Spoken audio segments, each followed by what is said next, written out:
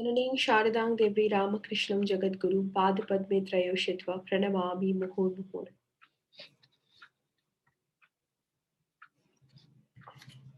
মায়ের কথা, মায়ের শ্রী শ্রী মায়ের কৃপা। এটা হচ্ছে মনোরঞ্জন চৌধুরী, মায়ের ভক্ত।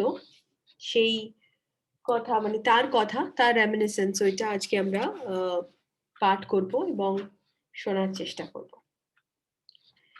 আজ 5ই বৈশাখ 1368, অক্ষয় তৃতীয়া। আজ থেকে প্রায় 60 বছর আগের কথা। স্কুলের ছুটি, তাই সময় কাটানোর জন্য বন্ধুগৃহে গিয়েছি। বছরখানেক আগে 1309 বা যেটা ইংরেজির 1902 সাল, স্বামীজি দেহ রক্ষা করেছেন। বন্ধু একখানা বই হাতে গুঁজে দিয়েছিলেন। পড়ে দেখি শ্রী শ্রী রামকৃষ্ণ কথামৃত শ্রীম কথিত। প্রথম খণ্ড। এক নিঃশ্বাসে বইখানা শেষ করে বন্ধুকে ফিরিয়ে দিয়ে বললাম, চমৎকার বই। ফিরে আসি নোয়াখালী জেলার নোয়াখোলা গ্রামে, নিজের বাড়িতে। তারপর খাই দাই, বেড়াই, পড়াশোনা করি, এইভাবে বেশ কিছুদিন কেটে গিয়েছে। এর মধ্যে আমার বিবাহ হয়েছে, চাকরিও হয়েছে।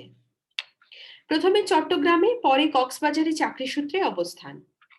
দ্বিতীয় স্থানে সারা রাত জব ধ্যান করতাম, আর দিনের বেলা 10টা থেকে 5টা অফিস চলছিল।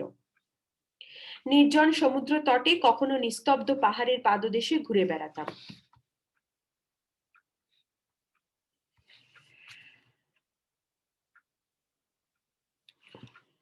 আচ্ছা, রাত্রে বাড়ি ফিরে খেয়ে দিয়ে শয্যা গ্রহণ।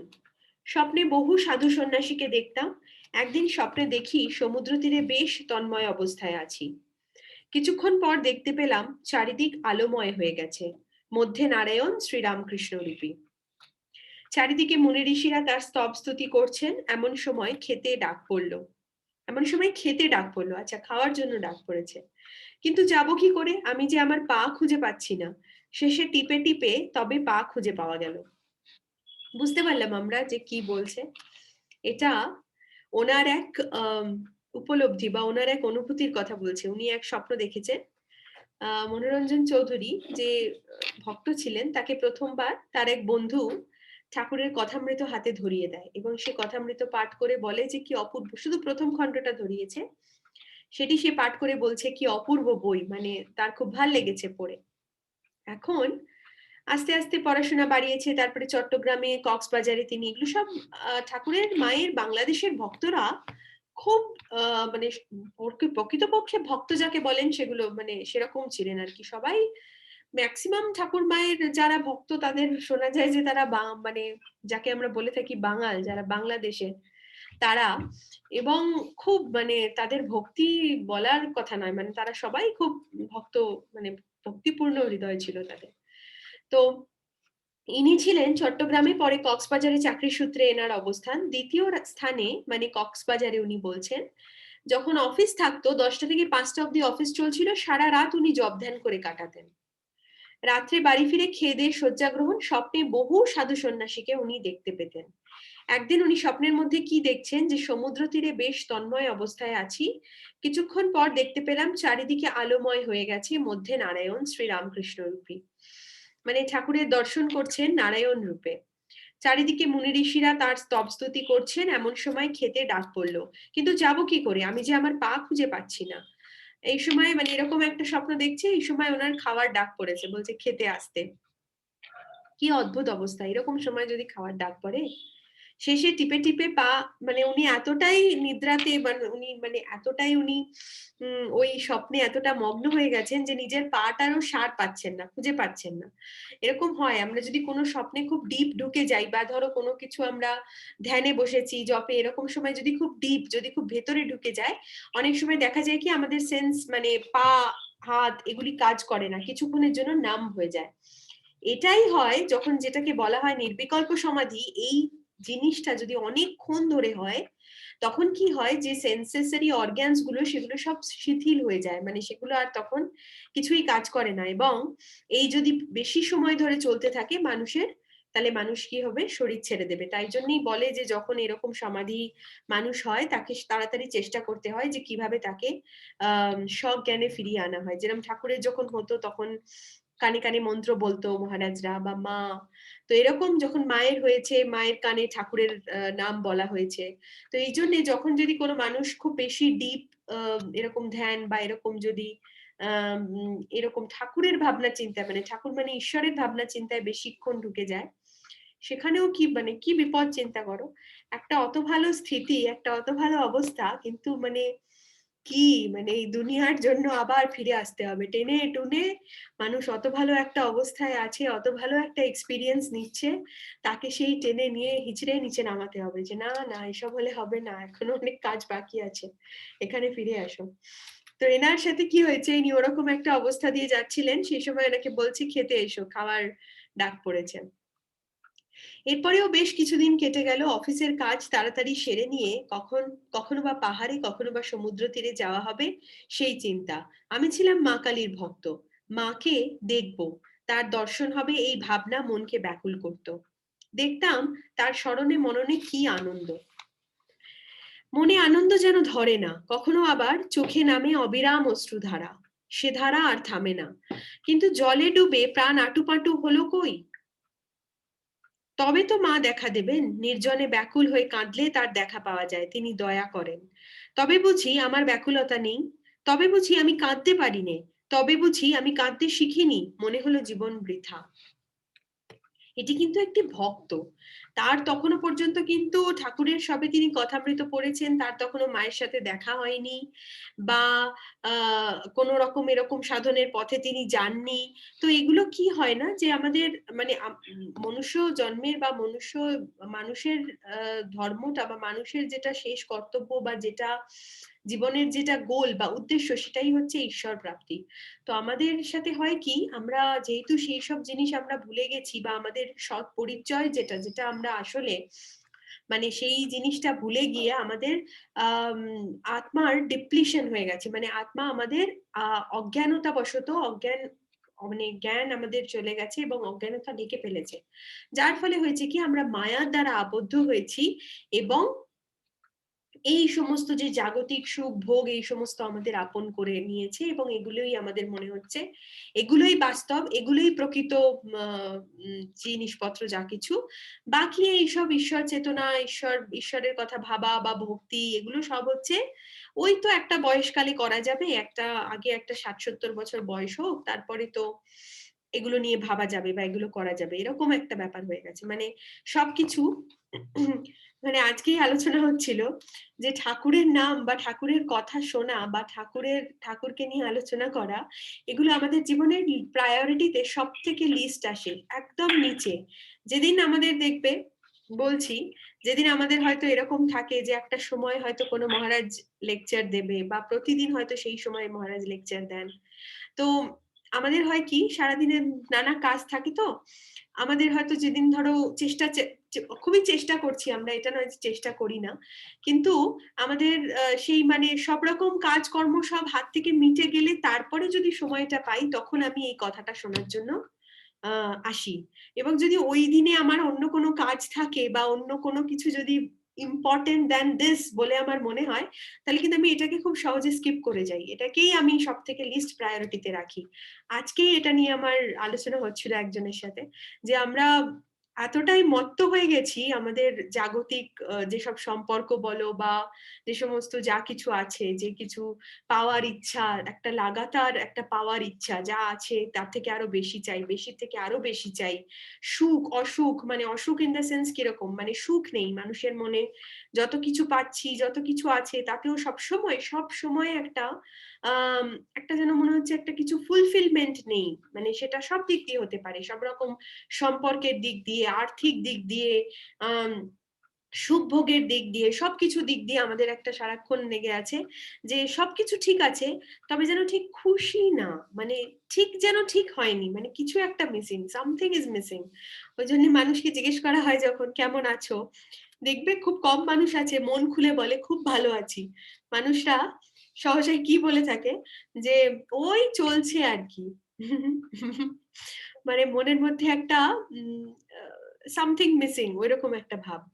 কিন্তু এই যে ব্যাকুলতাটা, যেটা আমাদের জাগতিক জিনিসকে আঁকড়ে ধরার যে ব্যাকুলতা যেটা আমাদের মধ্যে হয়েছে, এইটাই কিছু মানুষের মধ্যে, যাদের মধ্যে ধরো ওই মানে জন্মের পর জন্ম, জন্মের পর জন্ম হবে, তো এটা সবার ঈশ্বরের প্রতি যে আকর্ষণ, এটা সবাই বোধ করবে, সবার হবে। ডিফারেন্সটা কোথায়? ডিফারেন্সটা হচ্ছে যে কেউ ধরো সেটা অনেক আগে থেকে করে আসছে, জন্মের পর জন্ম। ধরো কোনো একটা সোল, সে অন্য সোলের থেকে কিন্তু বলা ভালো এখানে কথার ক্ষেত্রে বয়স্ক, মানে সোলেরও তো, আত্মারও তো একটা বয়স আছে, তো এক আত্মা আরেক আত্মার থেকে বয়স্ক। সে কি করছে? সে কিন্তু তার যে কর্মক্ষয় হচ্ছে বা বলো যে ঈশ্বরের প্রতি ব্যাকুলতা, তার কিন্তু প্রতিটা জীবনে আস্তে আস্তে করে বাড়ছে। এটা প্রতি জীবনে আস্তে আস্তে করে বাড়ে। এবং যেসব সোলকে ওই জন্য ধরো এখন আমরা দেখছি যে খুব বেশি আধ্যাত্মিক বা খুব বেশি এইসব জিনিস নিয়ে আছে, কাছে যেতে চায়, তাদের কিন্তু আর কিছুই না, তারা এই জিনিসটা অনেক আগে থেকে করছে। এবং একটা তো অবশ্যই সংস্কার একদম ভীষণভাবে আছে, যে তারা এটা করতে করতে করতে করতে কি হয়েছে, সংস্কার তৈরি হয়ে গেছে। যদি তোমরা মনে রাখো, আমি যখন কর্মযোগের ক্লাস নিচ্ছিলাম, সেই ফার্স্ট সেকেন্ড চ্যাপ্টারে স্বামীজি যে বলছিলেন যে যেই ঘটনাগুলো আমাদের জীবনে ঘটে, সেই ঘটনাগুলো আমাদের মনে কিন্তু রেখাপাত করে যায় এবং সেটাই সংস্কার হয়ে যায়। সেই জিনিসটা নিয়েই আমরা প্রতিটা মানে বার্থে, প্রতিটা আমাদের জন্মে আমরা সেই সংস্কারটা নিয়েই জন্মাতে থাকি। এখন কি হচ্ছে, যেসব আত্মা ধরো ওই প্র্যাকটিসটা করতে থাকছে, মানে করতে, একটা জন্মে আরো কিছু করলো, আরেক জন্মে আরো কিছু করলো, আরেক জন্মে আরো কিছু করলো, এরকম করতে করতে করতে করতে কোনো একটা জন্মে গিয়ে যখন তার ব্রহ্ম জ্ঞান হয়ে যাবে, সেই জন্মে, ঠিক সেই জন্মে, তার আগে নয় তার পরে নয়, ঠিক সেই জন্মে তার মোক্ষ প্রাপ্তি হবে, সে মোক্ষ লাভ করবে। তার আগে পর্যন্ত সব মানুষ, প্রতিটা জীবাত্মা, তুমি আমি আর আশেপাশে যাকে আমরা দেখতে পাচ্ছি, প্রতিটা জীবাত্মা কিন্তু চেষ্টা অনর্গল সেটাই করে যাচ্ছে যে ঈশ্বরের কাছে পৌঁছাবো। কেউ কম কেউ বেশি সেটা আমরা দেখতে পাচ্ছি, কারণ তারা কতটা করে এসছে। ধরো ফর এক্সাম্পল দিয়ে আমি বোঝাই, ধরো কোনো এক আত্মার খুবই একটা, মানে এটা আসল নয়, মানে এক্সাম্পল দিচ্ছি, কোনো একটা আত্মার বয়স হয়তো 80 বছর, আরেকজনের 70 বছর, আরেকজনের 60 বছর, আরেকজনের 50 বছর। যে 80 বছর তার কিন্তু মৃত্যুর সময় কাছে এগিয়ে এসছে, যে 70 বছর তার আরেকটু সময় আছে, যে 60 বছর তার আরেকটু সময় আছে, যে 50 বছর তার আবার আরেকটু সময় আছে, এটাও ঠিক সেরকম। তো যে 80 বছরের মানুষ, যে 80 বছরের বৃদ্ধ, সে কিন্তু এই পুরো চেষ্টা, সে কিন্তু তার জীবনটাকে পুরো কাটিয়ে এসেছে সেই ছোট বয়স থেকে, এবং যে এরম ভাবেই কিন্তু চলছে। তাহলে এটা আমাদের ভাবার কোনো কারণ নেই যে কিছু ভক্তকে হয়তো আমরা দেখি খুব বেশি ডেডিকেটেড, খুব বেশি সবসময় মানে ওরকম, তো তাদেরকে দেখে আমাদের এটা ভাবার কোনো কারণ নেই যে তারা অনেক আগে এগিয়ে গেছে এবং বাকি যারা আছে তারা কিছু করতে পারবে না। একদমই নয়। কারণ ঈশ্বরের কৃপা, আমরা মানে জীবাত্মা আসেই এইটাই মনে সংকল্প করে যে তাকে একদিন সেই ধরাধামে বা সেই পরম ধামে ফিরে যেতেই হবে। এর কোনো মানে এটার কোনো অন্য কিছু হতে পারে না, এটাই ঘটবে। ডিপেন্ডটা কোথায় বা ডিফারেন্সটা কোথায়, কোন মানুষ কখন যাবে সেটা ডিপেন্ড করছে তার কর্মের ওপর, তার সংস্কারের ওপর, এবং সে কিরকম, কিভাবে, কতটা সে পুরুষার্থ করছে, কতটা সে সাধনা করছে, এই 3-4টে জিনিসের ওপর কিন্তু ডিপেন্ড করছে। ওই জন্য আমাদের বারবার বলা হচ্ছে কি, মনুষ্য জীবন যদি পেয়েছো, ভালো করে কাজে লাগিয়ে ঠাকুরের সাধনা করে যাও। যত বেশি সাধনা করবে, যত বেশি ঠাকুরকে মনে করার চেষ্টা করব, আমরা জপ ধ্যান করব, তত বেশি কিন্তু আমরা আগে আগে ঈশ্বরের কাছে পৌঁছতে পারবো। এটাই হচ্ছে ডিফারেন্স। তো এখানে দেখো, এই যে ভক্তের আমরা অনুধ্যান করছি, এই ভক্তের মধ্যে এখন যে অবস্থাকালে এই ভক্ত আছে, তার মধ্যে যেন মনের মধ্যে একটা ব্যাকুলতা আছে। সে মা কালীর ভক্ত, সে মা কালীকে দর্শন করতে চায়, সে মা কালীকে দেখতে চায়। ঠাকুর যে বলছেন ব্যাকুলতা, সেই ব্যাকুলতা তার মধ্যে অলরেডি আছে। এইরকম সব সোল বা এরকম সব মানুষদের কি হয়, এদের হয়তো একটু টাচ লাগে। মানে ব্যাপারটা কিরকম হয়, ধরো কিছু মানুষকে, সেই স্কুলের স্টুডেন্ট যেরকম থাকে না, ধরো কিছু স্টুডেন্টকে আমাকে অনেক বেশি পড়াশোনা করাতে হচ্ছে, কিছু স্টুডেন্ট আবার মাঝারি ভাবে বোঝালে সে বুঝে যাচ্ছে। আর যারা ধরো ফার্স্ট স্টুডেন্ট, ফার্স্টের দিকে যারা স্টুডেন্টরা আছে, তাদের হচ্ছে কি, একবার টিচার কিছু বলে দিল, তাদের সঙ্গে সঙ্গে তারা বুঝে গেল। এটাও সেরকম, মানে যারা অলরেডি এই পথে আছে, যাদের অলরেডি সময় হয়ে এসছে, যারা খুব আগের দিকে পৌঁছানোর লাইনে দাঁড়িয়ে আছে, সিঁড়িতে মানে সারিতে দাঁড়িয়ে আছে, তাদের জন্য কোনো একটা ভালো মানে কোনো একজন জ্ঞানী গুরু বা ধরো এরকম কোনো একটা মত যেটাকে তারা ধরেছে, বা এরকম কিছু একটা সংঘের সঙ্গে যোগাযোগ, এমন কিছু একটা ঘটলে খুব চট করে তাদের মধ্যে ওই ভাবটা বা খুব চট করে তাদের মধ্যে ওই সংস্কারটা ডেভেলপ করে যায়, এবং তারা কিন্তু চট করে আবার খুব তাড়াতাড়ি রিলেট করে নেয় যা যা সাধনার যা যা পদ্ধতি বলো, বা মেডিটেশন বা যোগা বা ধ্যান জপ সবকিছু। আর যাদের এখনো আত্মা পরিপক্ক হয়নি, যাদের এখনো কর্মের অনেক কিছু বাকি আছে, যারা এখনো তৈরি নয়, তাদের একটু টাইম লাগবে, ব্যাপার এটাই, তাদের একটুখানি সময় লাগবে। তারা মানে তৈরি তারাও হবে, ওই লাস্ট বেঞ্চের বাচ্চাটাও একদিন বোর্ড এক্সাম দেবে আর হয়তো সে ভালো রেজাল্টও করবে। এখানে কি ডিপেন্ড করছে, এখানে 100 বার ডিপেন্ড করছে তার নিজের ওপর, সে কতটা চেষ্টা করতে চায় যে আমি ফার্স্ট বেঞ্চে যেতে চাই বা আমি ভালো করে পাশ করতে চাই, এবং সে কি গুরু পাচ্ছে, তার কি পড়াশোনা চলছে, সবকিছু মিলিয়ে মিশিয়ে তারও কিন্তু উন্নতি হবে, এবং সেটাই বাস্তব, সেটাই হবে।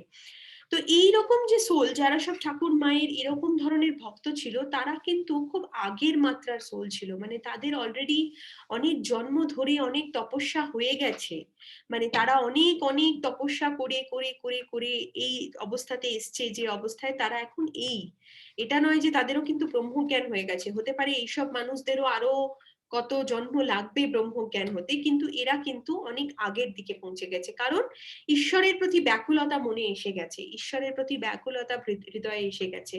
একটাই জিনিস বলছে যে আমার সবসময় মনে হতো পাহাড়ে চলে যাই, সমুদ্রে চলে যাই এবং ঠাকুরের কথা ভাবি, ঠাকুরকে দেখার ইচ্ছা ছিল মনে। আবার কখনো কখনো হতো কি চোখ দিয়ে অশ্রুধারা বইতো, মানে চোখ দিয়ে জল বইছে কেন, কারণ সেই মনের মধ্যে একটা জিনিসকে পাওয়ার যে একটা অদ্ভুত ইচ্ছা, যে সবকিছু আছে থেকেও যেন একটা কিছু নেই। ওই যে একটু আগে বললাম না যে আমাদের জাগতিক সুখে যে জিনিসটা হয়, যে সবকিছু আছে তাও কি একটা মিসিং, যদি ওই ইমোশনটাকে বা ওই ব্যাকুলতাটা বা ওই যে একটা ইচ্ছা যে না একটা কিছু আরেকটু কিছু পেতে হবে, আরেকটু কিছু পেতে হবে, ওই পাওয়াটাকে যদি ঈশ্বরের দিকে ঠেলে দেওয়া যায় না, যে সবকিছু থাক, ওই একটু কিছু পাওয়াটা, ওটাই কাকে পাওয়া, ঈশ্বরকে পাওয়া, ব্যাস ঈশ্বরকে পেতে হবে। এই ভাবনাটা এনাদের মতো লোকেদের ছিল, এনাদের মতো লোকেদের সেই ভাবনাটাই ছিল, তারা জাগতিক সুখের উপর তাদের কোনো আকর্ষণই ছিল না, মানে তারা সবকিছু পেয়ে গেছে এরকম একটা ভাব, শুধু যে জিনিসটা পায়নি সেটা ঈশ্বর। একদিন এলাম কলকাতায়, তারপর দক্ষিণেশ্বর হয়ে বেলুড় মঠে। মঠে দেখা হলো স্বামীজির শিষ্য জ্ঞান মহারাজ, ব্রহ্মচারী জ্ঞানের সঙ্গে। তিনি বললেন ধ্যান করবে? আমি বললাম হ্যাঁ মহারাজ। স্বামীজির মন্দিরের কাছে বেলতলা দেখিয়ে দিতে আমি সেখানে গিয়ে বসলাম। কিছুক্ষণ পরে ধ্যান করে উঠলাম। জ্ঞান মহারাজ আমাকে সঙ্গে করে বেলুড় মঠ ঘুরিয়ে দেখালেন। পরদিন সকালে আবার মঠে গিয়েছি। জ্ঞান মহারাজ বললেন মাস্টারমশাইয়ের সঙ্গে পরিচয় আছে? বললাম না মহারাজ। এক যুবক ব্রহ্মচারী কলকাতা যাচ্ছিল নৌকা করে। জ্ঞান মহারাজ তাকে ডেকে বললেন একে সঙ্গে করে নিয়ে যাও, মাস্টারমশাইয়ের বাড়ি দেখিয়ে দেবে। নৌকায় উঠে পড়া গেল। তারপর বাগবাজারে নৌকা থেকে নেমে ব্রহ্মচারী আমাকে মাস্টারমশাইয়ের বাড়ি নিয়ে গেলেন। তার কাছে গিয়ে সভয়ে তার পদপ্রান্তে উপবেশন করি। ছোট্ট একটি তক্তপোষ, ওপর মুসলমানরা যেভাবে নামাজ পড়তে বসে ঠিক সেইভাবে শ্রীম উপবিষ্ট। শ্রীময়ের ছবিটা দেখলে আমরা দেখি যেভাবে মুসলমানরা নামাজ পড়তে বসে, শ্রীম সেরকম ভাবেই বসতেন। তিনি আমার সব কথা শুনে বললেন আমি দিব্যচক্ষে দেখছি মা হাত তুলে তোমায় ডাকছেন। খুব কম কথা বললেন, কিন্তু সদা হাস্যমুখ। মুচকি মুচকি হাসছেন আর আমার দিকে তাকাচ্ছেন। বললেন মা আছেন জয়রামবাটিতে, কিভাবে সেখানে যেতে হবে তাও বলে দিলেন। পরদিন সকালে ট্রেনে বিষ্ণুপুর গেলাম। ট্রেন থেকে নেমে হোটেলে ভাত খেয়ে গেলাম সুরেশ্বর সেনের বাড়ি। বাড়িতে ঢুকেই দেখি সুরেশ্বর বাবুর বেলফুলের বাগান কোপাচ্ছেন। মায়ের বাড়ির যাত্রী শুনে খুব যত্ন করে খাওয়ালেন। রাত 10টা নাগাদ গরুর গাড়ির ব্যবস্থা করে দিলেন। সারা রাত গাড়ি চললো। সকাল 7টা নাগাদ কোয়ালপাড়া আশ্রমে এসে পৌঁছালাম। সেখানে স্নান খাওয়া সারা গেল। ব্রহ্মচারীদের খুব যত্ন। খেয়ে দিয়ে জয়রামবাটি রওনা হলাম। বিকালের দিকে শ্রী শ্রী মায়ের বাড়িতে এসে পৌঁছালাম। মাকে উঠানে দেখেই তার পায়ের ওপর আমি লুটিয়ে পড়লাম। চোখে জল আর বাধা মানল না। ওই অবস্থায় মায়ের চরণে ব্রহ্মময়ী ব্রহ্মময়ী কৃপা কৃপা। বলে অজস্র অশ্রু বিসর্জন। মা আমার মাথায় হাত বুলিয়ে দিলেন আর বললেন, কৃপার পাত্রই বটে। মা আমায় মুড়ি, বেগুনি, জিলিপি খেতে দিলেন। সন্ধে হয়ে এলো।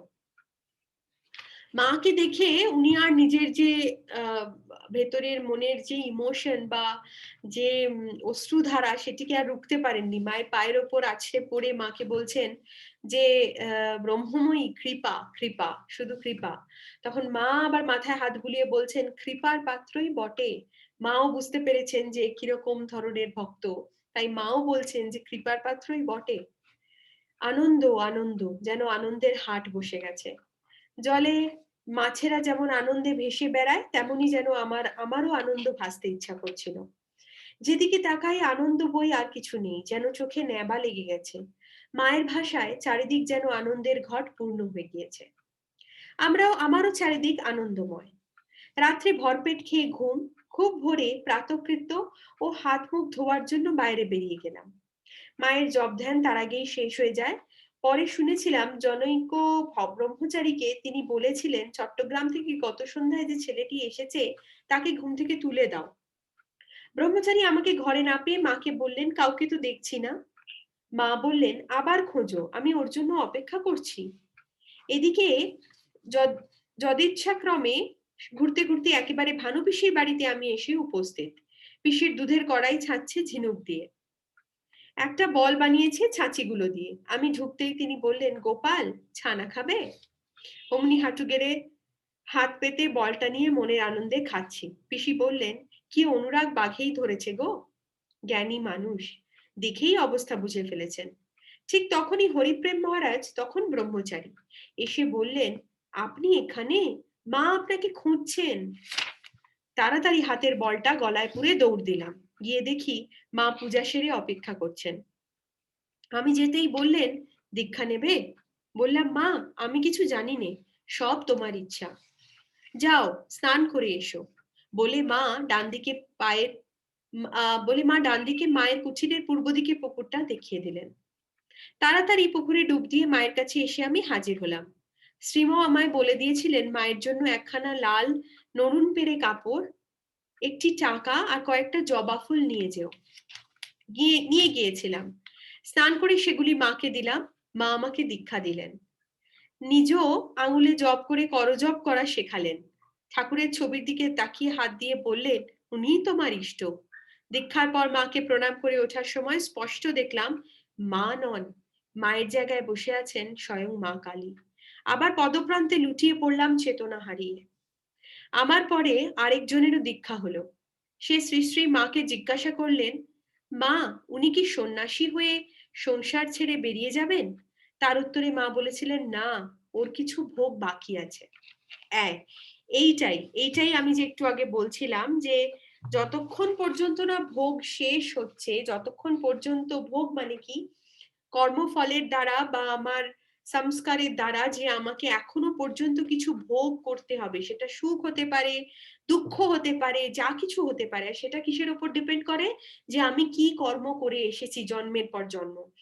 যে ভোগটা আমরা করি না, যখন আমরা সুখ ভোগ করি, যখন আমরা দুঃখ ভোগ করি, এগুলি সব জানবে যে যে কর্ম আমরা করে এসেছি সেই কর্মেরই ফল ভোগ করছি। এর জন্য কিন্তু কারোর কোনো হাত নেই। ওই আছে পরে ঠাকুরের কাছে কান্না, ঠাকুর সবকিছু আমার সাথেই কেন হয়, সারাটা জীবন আমারই দুঃখ কেন, সবাই তো বেশ আনন্দে আছে, আমি খুব কষ্টে আছি।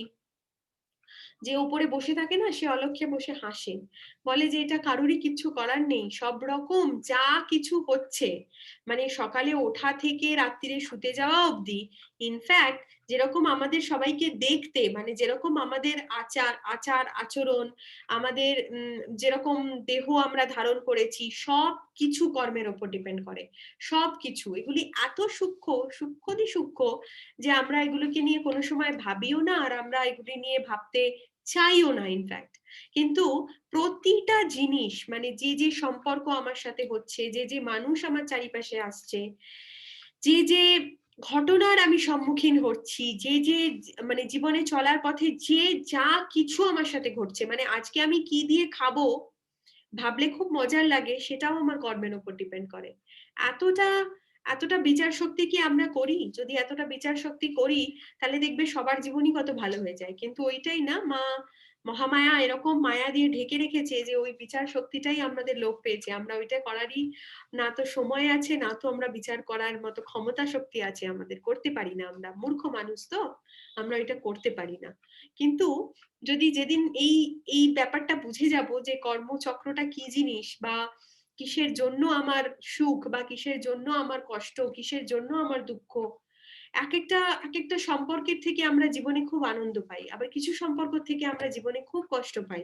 সবসময় মনে হয় যে কেন এই মানুষটা এরকম, এর দোষ, এ কেন আমার সাথে এরকম করছে, ঘুরিয়ে না আঙুলটা নিজের দিকে দেখাও, বলো যে আমার জন্যই ও এরকম আমার সাথে করছে, কারণ কোনো না কোনো জন্মে আমি ঠিক সেম করে এসেছি তার সাথে, তাই জন্যই আজকে সে আমাকে এত দুঃখ দিচ্ছে, এত কষ্ট দিচ্ছে, এত যা কিছু, মানে কোনো মানুষের জন্য যদি আমি দুঃখ পাচ্ছি, কোনো মানুষের জন্য সুখ পেয়ে অফুরন্ত আনন্দ, বাবা এই মানুষটা আমায় কত সুখ দিচ্ছে, না একদমই না।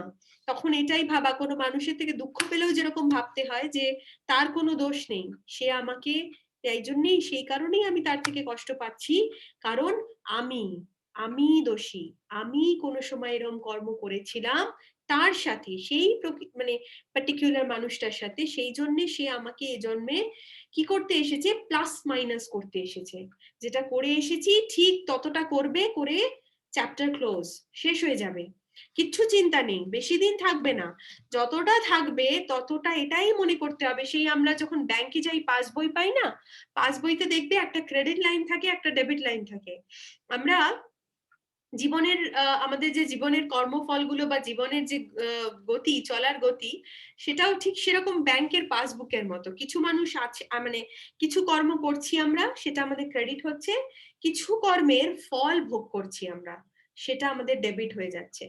যে যে মানুষের সাথে আমাদের শোধ বোধ আছে, মানে সাবস্ট্রাকশন আর অ্যাডিশন, যে যে মানুষের সাথে আমাদের করার আছে, সেই সেই জিনিসগুলোকে যতক্ষণ না পর্যন্ত শেষ হবে এই সাইকেলটা কন্টিনিউ থাকবে, এটা চলতে থাকবে।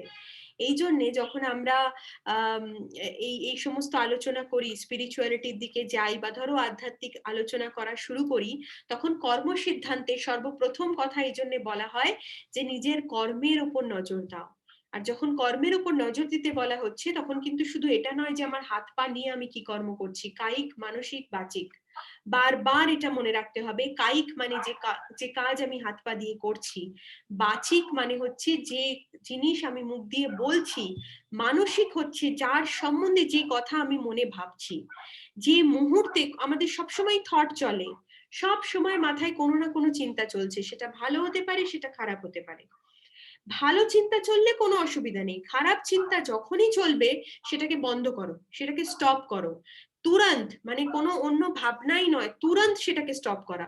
যদি সেটা কোনো ব্যক্তি বিশেষের ওপর হচ্ছে, তাহলে তো মানে সবার আগে বন্ধ করা উচিত, মানে তাহলে তো কিছু ভাবাই না, মানে ভাবাই যাওয়া উচিত না।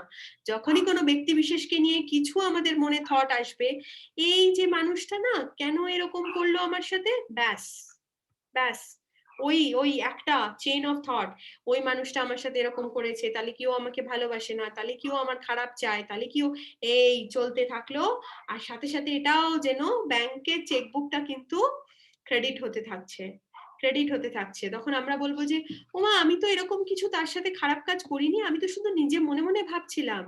কিন্তু তুমি মনে মনে ভাবাটাও তো কর্ম, সেটাও তো একটা মানসিক কর্ম। বা কোনো মানুষকে বলে দিলাম চট করে কোনো একটা কথা বলে দিই, আমরা হামেশাই মানে এরকম থাকে, হঠাৎ করে একটা কিছু বলে দিলাম, কিছু না ভেবে, কিছু না করে চট করে বলে দিই, ভেবে দেখো ওটাতে তার কিছু যায় আসে না, তার সত্যি কিছু হয় না, হয় কার, আমার, একমাত্র আমার, কারণ আমারই কর্মে সেই জিনিসটা যোগ হচ্ছে।